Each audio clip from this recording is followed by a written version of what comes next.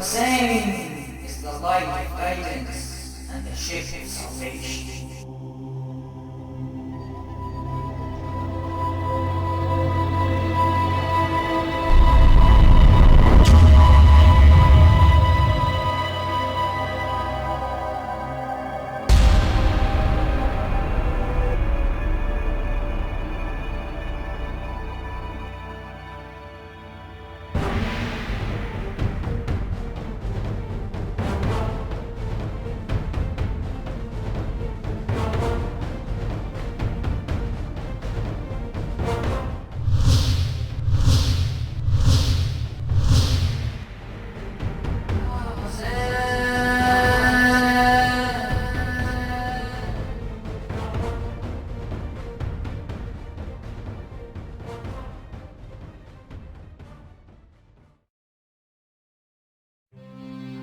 Imam Hussein is the symbol of peace and justice.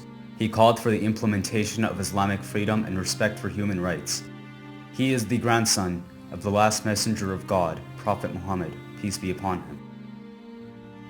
Lady Fatima az-Zahra, the only daughter of the Prophet Muhammad, also known as the mistress of the ladies of the world, is the mother of both Imam Hassan and Hussein. She is famous for her great knowledge, piety, and struggle towards justice. She is one of the best models to be followed, both by men and women.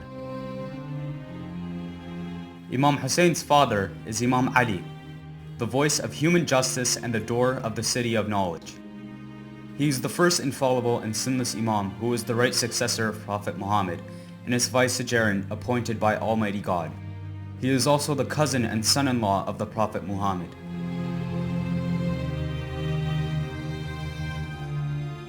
Imam Hussein's brother is Imam Hassan, the Imam of wisdom and tranquility, and he is the second infallible Imam. He was murdered by the Umayyad dictators with poison. After his death, Imam Hussein became the Imam of the nation. During his leadership, he would strive hard in order to preserve and propagate and teach and guide people towards the true message of Islam, and he would cater for everyone's needs, whether they were Muslims or non-Muslims, whether they were his friends or his enemies. And no, this was the Imam. At the time of Imam Hussein, the Umayyad rulers were committing every type of injustice and oppression that can be imagined. They killed tens of thousands of innocent people, murdering and torturing women and children. They put thousands of freedom lovers in jail and demolished the homes of whoever stood against their injustice and tyranny, causing suffering and leaving families homeless.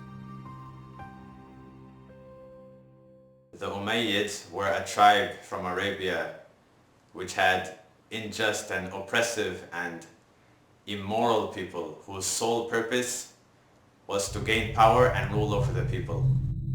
Claiming to be Muslims, these tyrant and oppressive dictators spread mischief in the society in the name of Islam. They distorted the image and meaning of this great religion, the religion of peace and justice. They spent the state treasury of the Muslims to pay for the expenses of the ruler's relatives, hold celebrations, gamble, and pay soldiers to kill the innocents, while the common people were left dying of hunger and homelessness. In these alarming conditions, no one was able to make a change and save the people except for Imam Hussein. The Umayyads were the first dynasty to take over, or if you prefer, hijack, the religion of Islam. They committed all sorts of atrocities and murders in the name of that peaceful religion. In the year 60 of the Islamic calendar, Muawiyah, the ruler of Syria, died and his son Yazid came into power to start a new dictatorship. He was a frank abuser of human rights, wealth, and chastity of the society. He was a pleasure-seeking person, giving in to drinking, gambling, and wild parties, without caring to the problems of the society. It is also widely reported that he liked to spend time with young boys. He did not care for anything but his own pleasure, joy, and happiness. He used the public treasury to satisfy his desires. All was done in the name of Islam, and he called himself a representative of God. The descendants of Umayyad are Abu Sufyan and Muawiyah and Yazid and all those dictators known in history. If this situation would have continued without a revolution, the religion of peace, justice, and freedom would have been extinguished. That is why Imam Hussein, the symbol of justice, refused to pledge allegiance to Yazid and told his governor, We are the household of the prophethood, the source of messengership, the descending place of the angels. Through us, God had began showering His favors, and with us, He has perfected His favors. Whereas Yazid is a sinful person, a drunkard, the killer of innocent people, and one who openly indulges in sinful acts. A person like me can never pledge allegiance to a person like him. He had to show that the real Islam is not the Islam that was being preached by the Umayyads, and that the real religion of Islam is a peaceful religion. Yazid tried to assassinate Imam Hussein in the holy city of Medina. When Imam Hussein left to Mecca, Yazid sent hunters to assassinate him there. This alarming situation forced Imam Hussein to travel with his family and companions to Kufa, a city in Iraq whose people promised to aid and support his movement.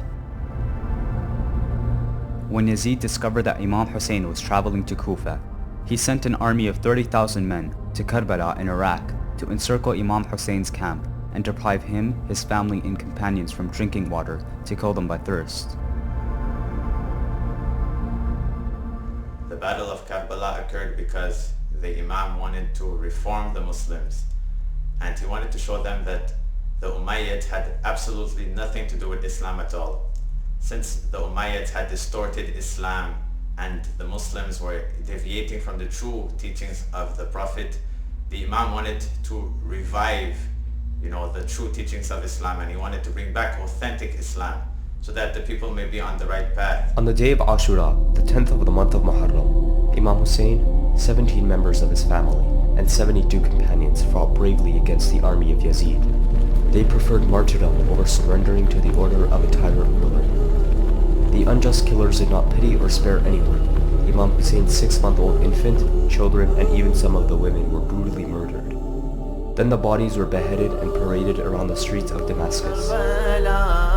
In Karbala, a sound in pain. I'm Zainab, sister of Hussein. She says to you,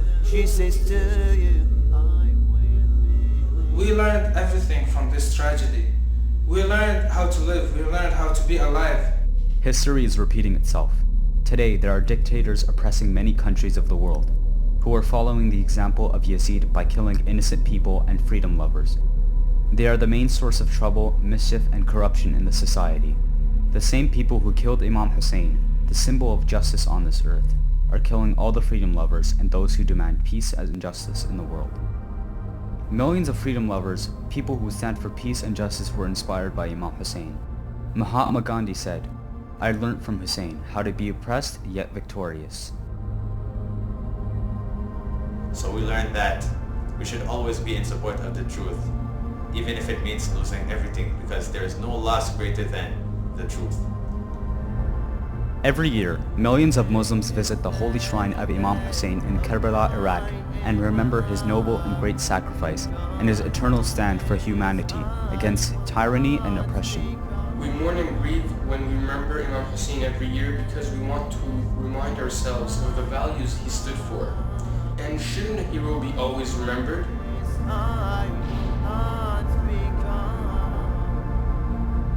Imam Hussein said, I did not revolt aimlessly or for pleasure, or to be unjust or corrupt, but I took stand in order to seek reform of my grandfather's nation. I went to enjoin the good and denounce the evil, and take the course of my father and grandfather.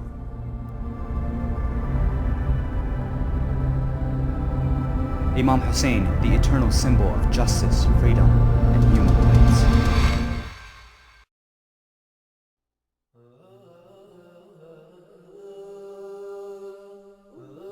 Today is the death of my Imam. Because of this I will not be calm.